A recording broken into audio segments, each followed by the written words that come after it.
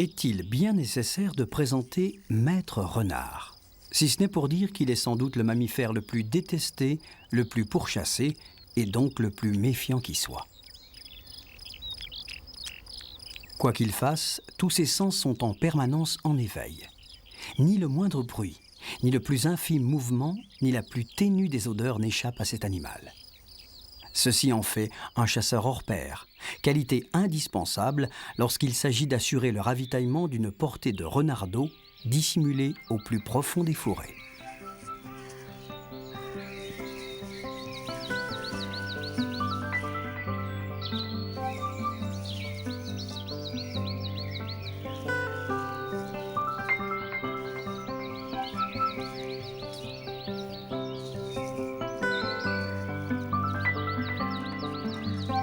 Ceux-là ont mis le nez dehors depuis quelques jours seulement, après plusieurs semaines passées dans l'obscurité du terrier.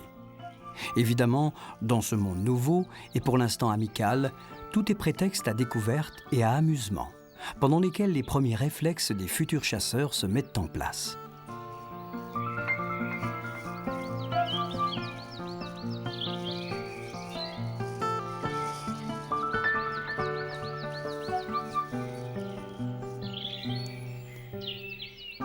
Durant toute la journée, les périodes d'activité et de jeu des renardeaux sont entrecoupées d'instants de repos et même de siestes prolongées.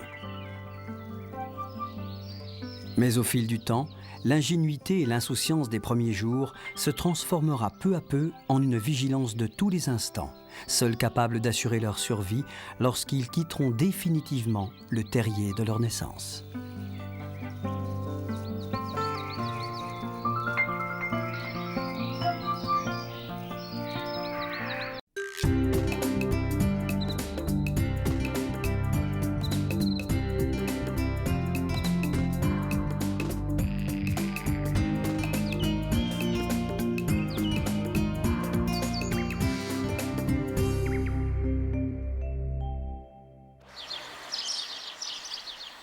Arrivée d'Afrique dès la fin mars, l'hirondelle de cheminée est l'un des oiseaux les plus populaires et les plus familiers qui soient.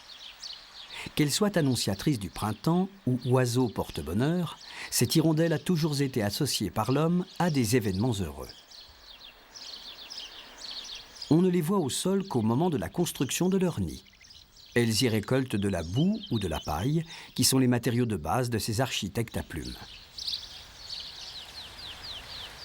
L'hirondelle de cheminée est une espèce plutôt villageoise qui squatte volontiers les étables ou les poulaillers des fermes.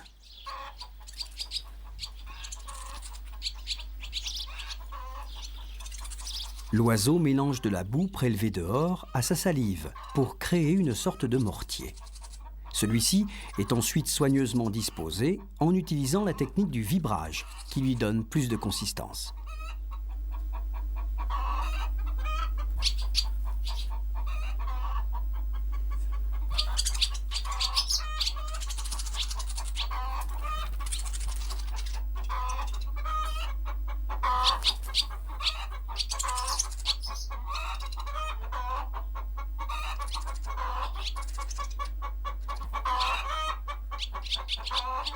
Quelques semaines plus tard, et après 15 jours de couvaison, les petits naissent. Ils sont pratiquement nus et aveugles, ce qui ne les empêche pas de réclamer leur première bouchée.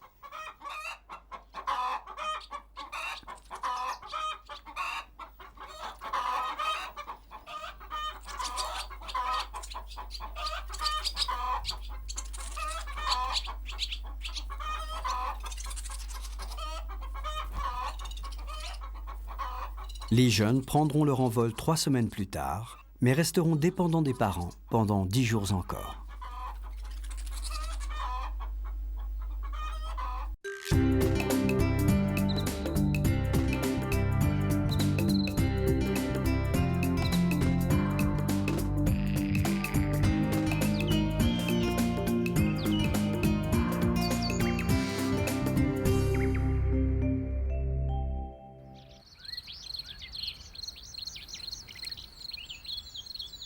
Dans le monde des insectes, voilà sans doute un de ceux dont les formes et les couleurs touchent à la plus grande perfection.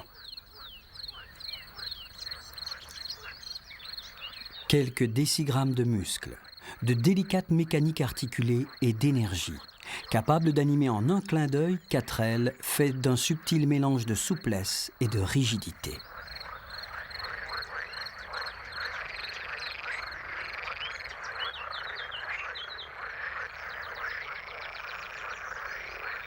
La grâce et l'élégance des libellules adultes contrastent singulièrement avec l'aspect patibulaire de leurs larves aquatiques et carnivores.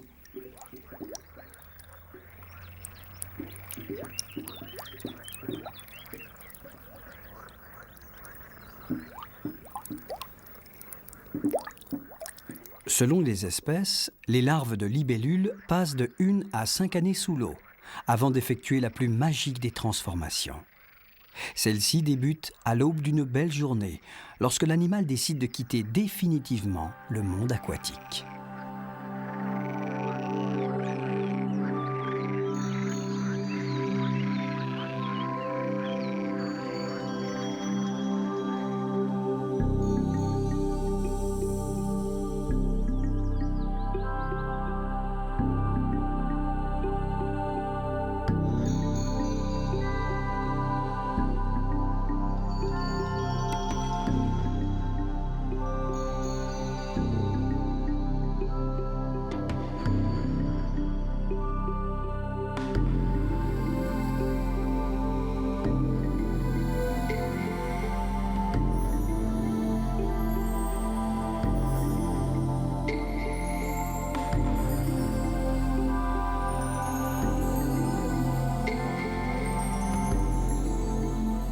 Trois heures après la sortie de l'eau, le miracle est presque terminé. La libellule finit de déployer ses ailes jusqu'alors pliées dans leur fourreau, tel un parachute dans son sac. Mais il lui faudra attendre 2 heures supplémentaires avant de prendre son envol.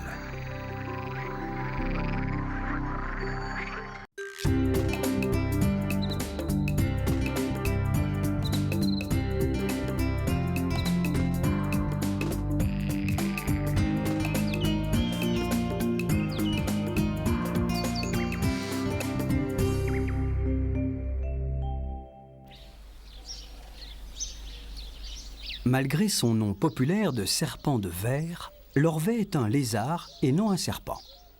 Un lézard sans pattes, certes, mais un lézard tout de même. Le surnom de serpent de verre lui vient de l'aspect de son corps, recouvert d'écailles très fines, lisses, à l'aspect vernissé. À cela s'ajoute la faculté qu'a l'animal de casser sa queue à volonté, comme savent le faire tous les lézards, pour échapper à un prédateur.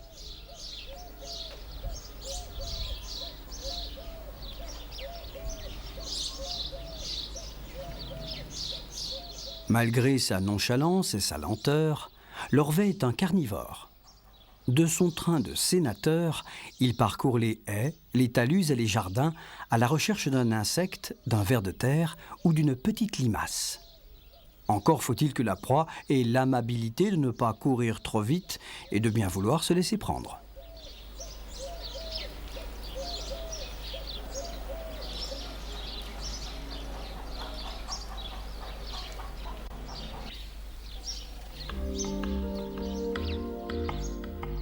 Les naissances ont lieu à partir du milieu de l'été.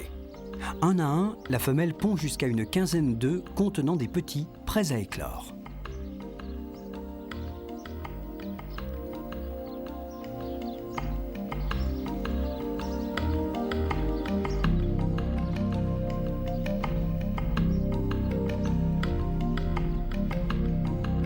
Dans les minutes qui suivent la ponte, les jeunes orvets percent la membrane souple de leur œuf et se retrouvent au milieu de leurs frères et sœurs.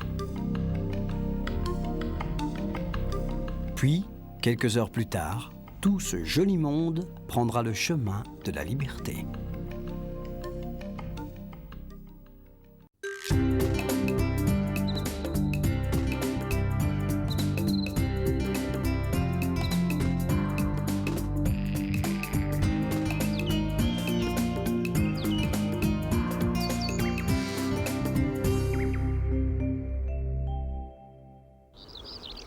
Tous les sens en éveil, sans cesse en mouvement, l'hermine est un petit carnivore monté sur ressort. La seule façon de la calmer est de l'arrêter nous-mêmes.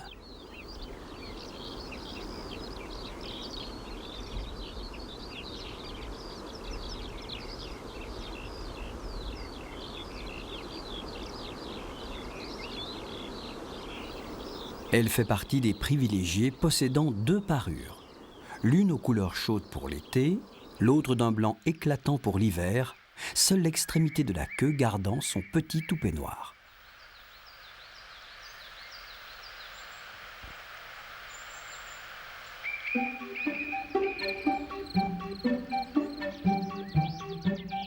L'hermine est un prédateur très actif.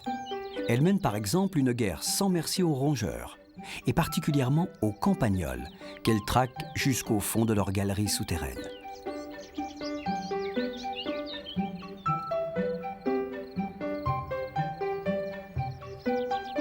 La chasse aux campagnols redouble d'intensité lorsque la femelle doit nourrir à elle seule une grande famille de 5 ou 6 grands adolescents toujours affamés.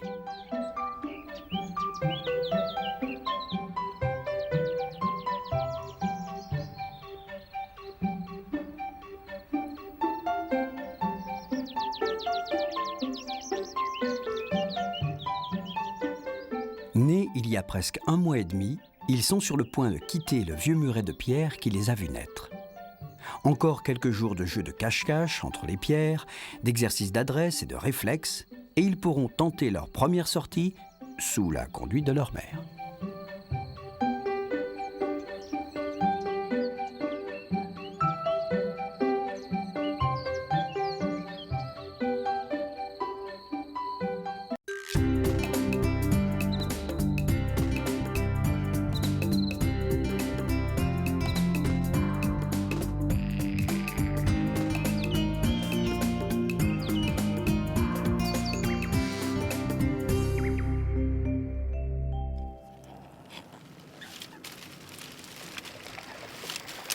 Parmi les 3 espèces de cygnes habitant l'Europe, celui-ci est le plus courant. On le trouve aussi bien en ville, dans les parcs, que dans la nature. Il répond au nom de cygne tuberculé. Chez cette espèce, le mâle se distingue de sa compagne par le gros bourrelet charnu qui surplombe la base de son bec. Excepté ce détail, la femelle de son côté a une tête peut-être un peu plus fine et surtout un caractère moins agressif. Mais c'est une autre histoire.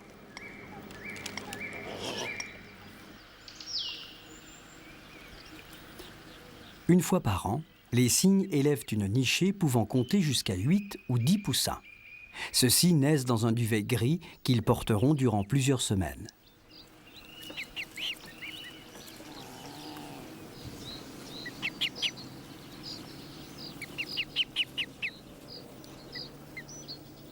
Le lendemain de leur naissance, les jeunes sont déjà capables de suivre leurs parents sur l'eau et d'apprendre à se nourrir, sous leur contrôle, de petits débris végétaux flottant à la surface.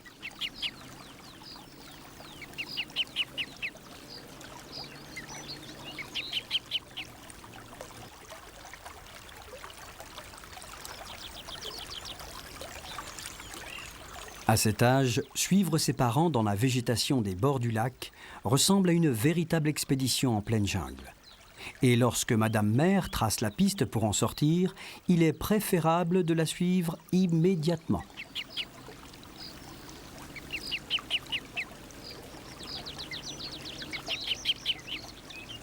Rien ne vaut en effet de se retrouver en pleine eau et de donner libre cours à ses envies de jeu et de grands espaces.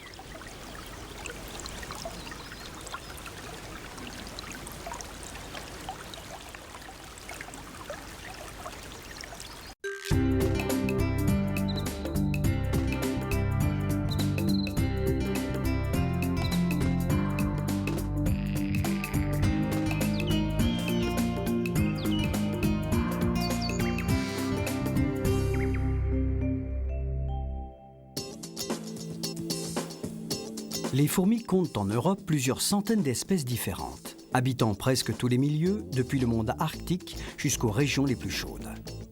Celles-ci sont les fourmis des bois, reconnaissables à leur grande taille et à leur couleur noire et rousse.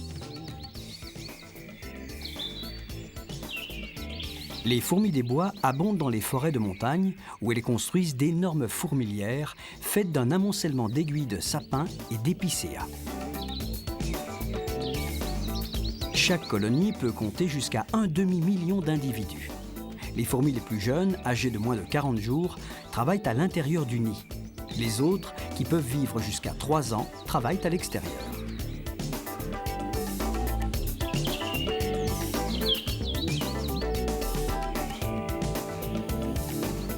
Dans leurs déplacements, les fourmis utilisent souvent les mêmes pistes qu'elles marquent chimiquement. Ce sont de véritables autoroutes par lesquelles transitent à la fois les matériaux de construction et la nourriture, faite pour une bonne part d'insectes capturés aux alentours.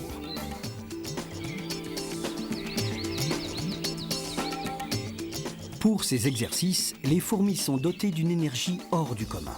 Des chercheurs ont calculé qu'une seule d'entre elles développe une puissance de 3 millionièmes de cheval. Bon, c'est peu, mais suffisant pour qu'elle parvienne à tirer plus de 60 fois son propre poids. Et si cela ne suffit pas, les grouillantes bestioles s'y mettent à plusieurs. Certes, l'efficacité n'est pas garantie, mais peu importe. D'une façon ou d'une autre, la victime disparaîtra tôt ou tard au fond de la fourmilière.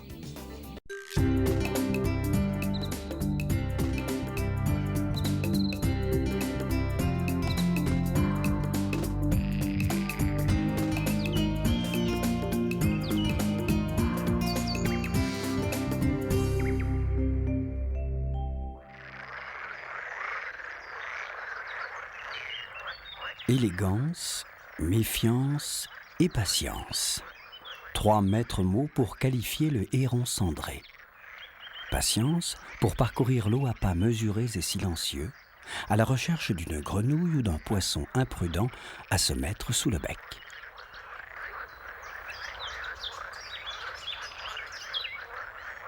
Méfiance, car le moindre élément suspect dans le paysage le met sur ses gardes, ou le pousse à quitter les lieux de son vol nonchalant.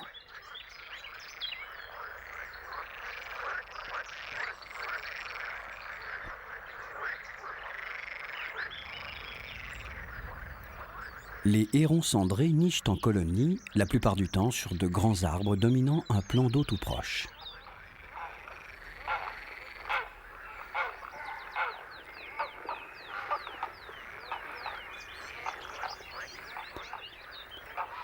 Un mois et demi après leur naissance, les jeunes de l'année sont encore au nid. À cet âge, ils se nourrissent de proies que les adultes régurgitent sur la plateforme.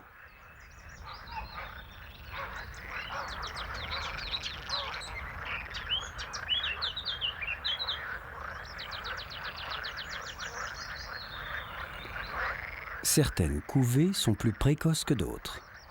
Les jeunes commencent leurs premières explorations en se déplaçant dans les arbres avant de faire leurs premiers essais en vol.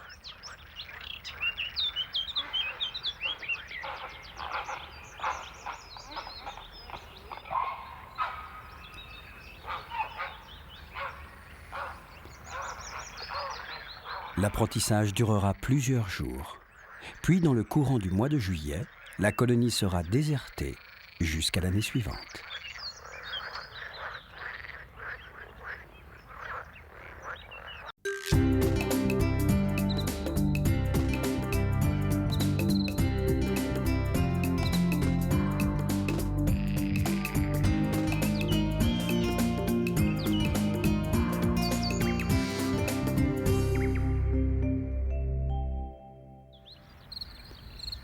Amateur inconditionnel des endroits secs et ensoleillés, le lézard vert est sans doute en Europe un des membres les plus sympathiques de la famille des reptiles.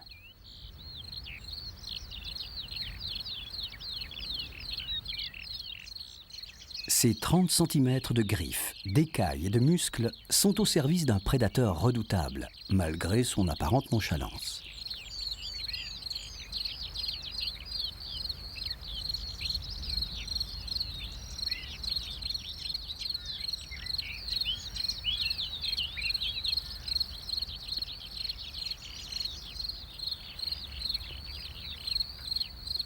À l'image de tous ses confrères lézards, c'est une sorte de fauve qui chasse à vue dans la jungle miniature de son territoire.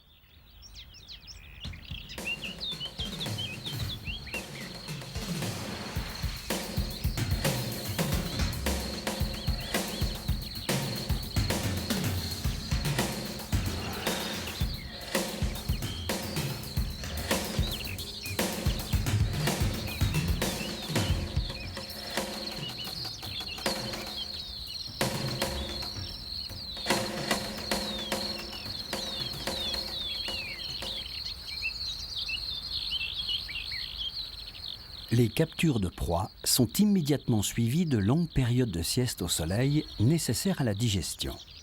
Ces expositions à la chaleur ont un autre intérêt, celui de réchauffer et de maintenir la bête à sa température optimale. En effet, les lézards, comme les autres reptiles, ne créent pas leur propre chaleur interne et dépendent des conditions extérieures.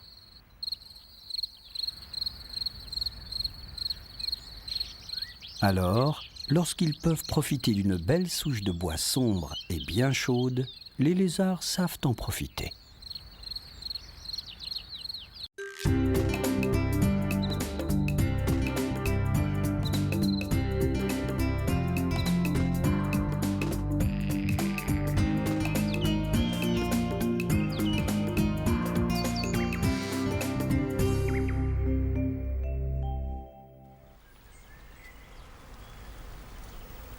Personne, à vrai dire, n'aime ces insectes facilement reconnaissables. En été, ils passent leur temps à concurrencer notre gourmandise pour les fruits bien mûrs, quand ils ne nous infligent pas de la pointe de leur aiguillon quelques souvenirs cuisants. Pourtant, leur existence cache quelques petits secrets plutôt étonnants. Au début du printemps, par exemple, les nids de guêpes n'existent pas encore. Chacun d'eux est en cours de construction. Le bâtisseur est une seule et unique guêpe, la femelle fondatrice. Le matériau de base de l'artisan est la cellulose, que la guêpe prélève sur du bois mort en l'arrachant fibre par fibre et qu'elle imprègne de salive.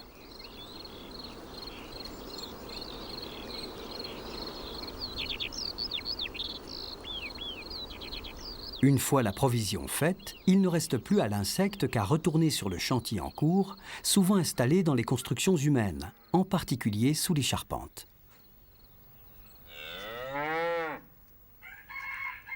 Arrivé sur place, l'insecte poursuit le travail déjà entamé en étirant le matériau humide sortant de sa bouche sous forme de bandelettes de carton-pâte.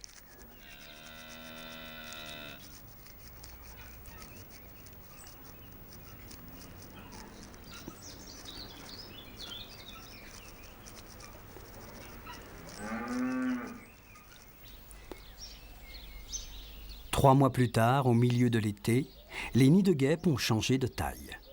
Ils abritent maintenant des centaines d'ouvrières qui les agrandissent sans relâche.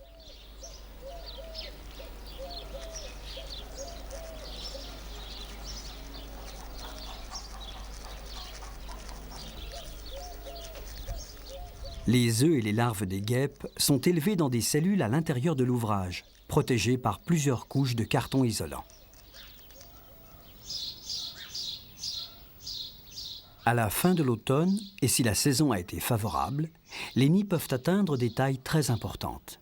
Dans certains cas, les bandelettes déroulées, faites de bois de différentes natures, permettent d'imaginer le travail réalisé au fil des semaines.